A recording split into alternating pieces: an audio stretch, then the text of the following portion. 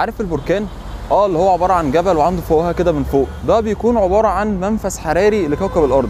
يعني الكوكب ده اللي قلبه منصهر بينفس عن نفسه حراريا عن طريق البركان ده. مفاجأة بقى ان النشاط البركاني ده موجود في اعماق المحيطات. مش بس كده، ده بيكون سبب في ازدهار الحياه البحريه. بسم الله والصلاه والسلام على رسول الله. اهلا بيكم في قناه السمك في اسكندريه، معاكم عمرو ابو الوفا. والنهارده ان شاء الله هنتكلم عن النشاط البركاني في اعماق المحيطات من الفيلم الوثائقي فولكانوز اوف ذا ديب سي. قصتنا مع عالم الحفريات العجوز ده اسمه أودولف سلاكر. في العشرينيات من عمره كان بيدور على الحفريات في الشواطئ البركانيه الموجوده في اسبانيا، لحد ما لقى حفريه قديمه جدا اللي هي شبه خلايا النحل دي كده، قديمه جدا تعود لعصر ما قبل الديناصورات. الحفريه دي يعتقد انها لحيوان اسمه باليوديكتيون نودوسوم. الحيوان ده هو اللي عمل الحفريه دي، ويعتقد ان هو لسه عايش حتى يومنا هذا، بس بيعيش في اعماق كبيره جدا من المحيطات. طب هما ليه بيعتقدوا ان الحيوان ده عايش لحد دلوقتي بس في قاع المحيطات؟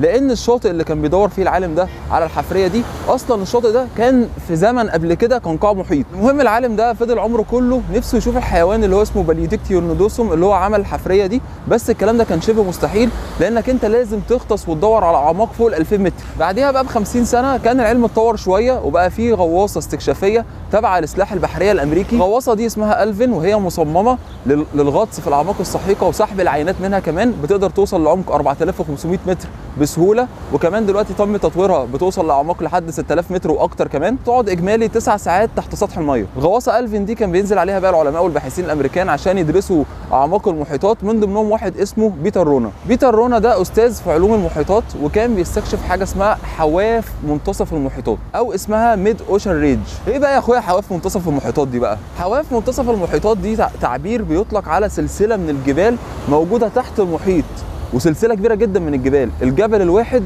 ارتفاعه 2 كيلو، الجبل الواحد ارتفاعه 2 كيلو، وهم السلسله دي كده كلها على بعضها طولها 65 كيلو متر. يعتبر من اكبر التضاريس الجغرافيه على كوكب الارض. المهم الراجل بتاع الحفريات اللي كان بيدور على الحيوان اللي عمل الحفريه دي بدا يتواصل مع الراجل بتاع المحيطات اللي بينزل على الغواصه، وبقى يقول له ايه، انا عايز انزل معاكم برضو في رحله بحثيه استكشافيه عشان ادور على حيوان اسمه باليوديكتيون نودوسوم يعتقد ان هو عمل الحفريه دي. وبعد محادثات طويله فعلا وافقوا ان الراجل بتاع الحفريات ده يجي ينزل معاهم في رحله استكشافيه، وبداوا يحكوا لنا بقى الرحلات اللي كانت عملتها ألفين قبل كده. الجميل في الموضوع يا جماعه ان هم وقت تصوير الفيلم ده كان واحد من العلماء دول عنده 69 سنه، والتاني عنده 78 سنه، ولسه رايحين يكتشفوا ويغطسوا وبتاع. يعني سبحان الله علينا. اول مكان هيحكوا لنا عليه من رحلات الغواصه ألفين هي غطستها لحاجه اسمها الصدع جلباجوس على عمق 2600 متر، وهناك شافوا حاجه اسمها الفتحات المائيه الحراريه او الهيدروثيرمال فين. والغازات السوداء اللي انتم شايفينها دي عباره عن غازات سامه. كمان لقوا اشكال من الحجاره، يعني حجر شكله عادي خالص، من بره درجه حرارته زيرو،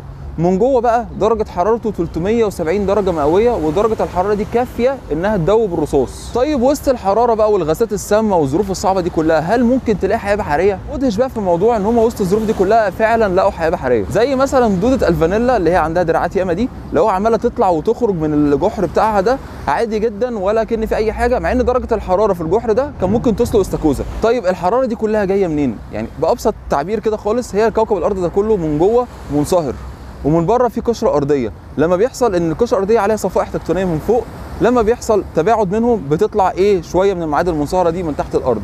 فلما بتطلع المعادن المنصهره دي بتعمل حراره شديده جدا في قاع المحيط. الحراره دي هي اللي بتخلي الميه بتاعه المحيط تتحلل ويطلع منها غازات سامه.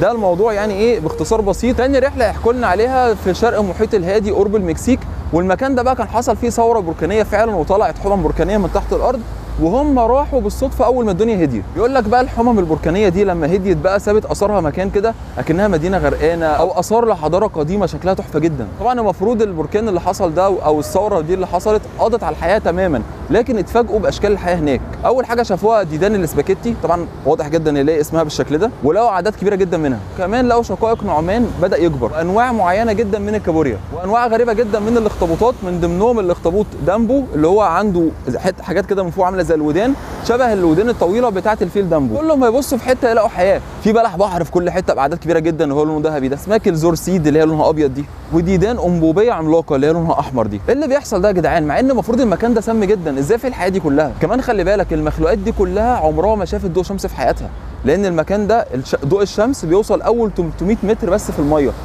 من بعد اول 300 متر دول كل اللي تحت ده كله ضلمه، يعني المخلوقات دي كلها اللي عاشت في المكان ده ما تعرفش يعني ايه ضوء اساسا. بيقول لك مع ذلك ومع كل اللي احنا قلناه ده الحياه رجعت بقوه بشكل مذهل للمكان. السر في كده يا جماعه، السر في كده بقول لك بكل بساطه، يعني الموضوع ببساطه خالص عباره عن ان بكتيريا بتتغذى على الغازات السامه وبتحولها لمواد نافعه للمخلوقات الثانيه. مثال على كده الديدان الانبوبيه اللي هي لونها احمر دي، ما عندهاش لا بق ولا معده ولا بتتحرك من مكانها، يعني يفضل لها شويه وتبقى نباتات اساسا. كل اللي عندها هو الفتيل اللي هو لونه احمر ده من فوق بيجمع الغازات السامه، والبكتيريا بتحوله لمواد نافعه ينفع الدوده دي ان هي تتغذى عليها. رحله ثانيه لغواصه الفين اكتشفوا فيها مكان سموه المدينه المفقوده، لان الحمم البركانيه هناك سابت اشكال عامله زي الجبال الصغيره، وراحوا مكان ثاني لقوا القاع بقى كأنه كده بيوت سكنيه تحسها ايه ادوار فوق بعض. وفعلا لما دوروا لقوا في المكان ده نوع مميز جدا من الجمبري اللي هو في الصوره ده، شكله مميز جدا وبرده معتمد على البكتيريا في الغذاء. مش بس كده، ده لقوا البكتيريا جوه القشر بتاعه. الغريب في الموضوع ان الجمبري بيتغذى حوالين الفتحات الحراريه دي، لو رجله جت بالغلط عند يعني في الفتحه الحراريه نفسها بيتشوي في لحظتها. المكان اللي هنروحه بعد كده هو مكان في منتصف المحيط الاطلنطي بالظبط، وهناك لقوا عالم جميل جدا، عالم مليء بالحياه رغم ان التنفيذ الحراري شغال عادي جدا. مع ذلك كل الحاجات البيضاء اللي انت شايفها في الصوره دي عباره عن كميات كبيره جدا من الجمبري. بيقول لك بعض المنافس الحراريه بطلت تطلع دخان وسابت مكانها اشكال من الحديد والزنك والذهب، ولحد دلوقتي محدش يعرف امتى المنفس الحراري يبدا يطلع حراره وامتى يسكت. اخر مكان راحوه هو مكان اسمه وادي الباليوديكتيون. فاكرين في اول المحتوى كان في واحد بيدور على حيوان اسمه باليوديكتيون نودوسوم اللي هو عمل الاشكال السداسيه دي؟ وصلوا بقى المكان في المحيط عباره عن وادي كده فيه الالاف من الاشكال السداسيه دي، وكان يعتقد ان الاشكال السداسيه دي الحيوان ده هو اللي عملها، وانهم لما ياخدوا شكل سداسي كده على بعضه بدأوا بقى ان هم يسحبوا عينه وعايزين ياخدوا شكل سداسي كده على بعضه، هيلاقوا بقى الحيوان ايه جوه الشكل السداسي بتاعه. للاسف لما سحبوا عينه من الشكل السداسي ده كده بالطول بالكامل وبدأ ان هم يقطعوا فيها يدوروا على المخلوق ده، ما لقوش اي اثر للمخلوق ولا حتى في الميه اللي كانت في العينه. سحبوا عينات كتيره جدا بس برضه ايه للاسف مفيش فايده. اللي هم وصلوا له حاجه واحده بس، ان الحيوان ده اللي اسمه باليوديكتيون نودوسوم بيعمل الشكل السداسي ده عشان يزرع جواه البكتيريا ويجي بعد كده يتغذى عليها. فضل حيوان الباليوديكتيون نودوسوم حيوان مجهول الشكل، محدش يعرف شكله حتى هذه اللحظه. يا رب المحتوى يكون عجبكم، ما تنسوش تشتركوا في القناه وصلوا على النبي صلى الله عليه وسلم.